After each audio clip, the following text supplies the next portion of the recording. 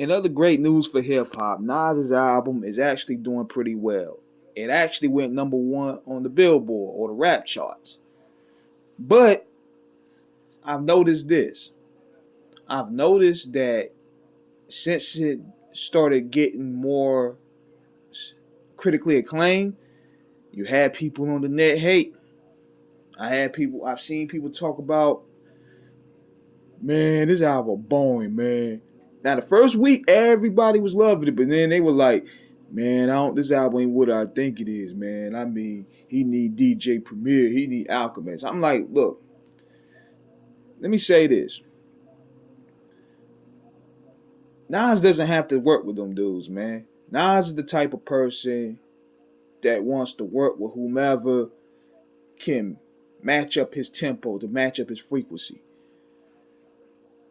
See, this is what people want. They want an Illmatic Part 2. And you're not going to get it at this point. Now, would it be nice for him to work with Premier? Yeah, it would. Would it be nice for him to work with Pete Rock? Yeah, it would. But at the same time, we got to respect the man's decision. He don't want to work with them dudes, but yet, this is what gets me. Skyzoo works with these guys. He's just as nice. Ill Bill works with these dudes. He's just as nice.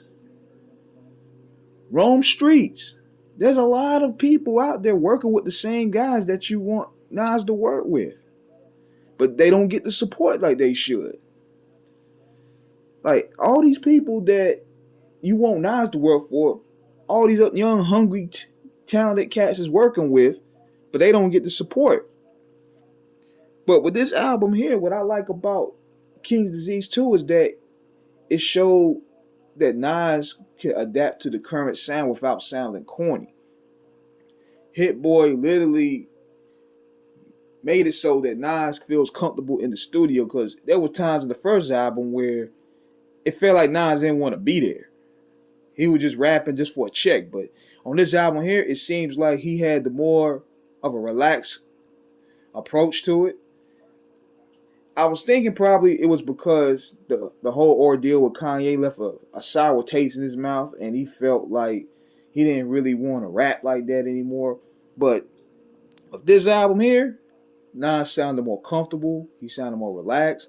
He was basically playing the OG role and reflecting on the war stories, the industry, as you can hear with the Death Row East joint, and basically where he's headed at now. He's having an introspective of life, and that's what that tackles. You know when you bring Lauryn Hill off the bench and have her spitting, you deserve some acknowledgement. Like, seriously, you deserve some acknowledgement for that. But for a lot of the bloggers out there, man, for a lot of bloggers out there, you know, them academics type, I'm like, look, Nas is not making music for you. You want to hear that shit? Listen to Lil Durk. That's not his lane. He ain't gonna have bangers. He ain't gonna have club anthems.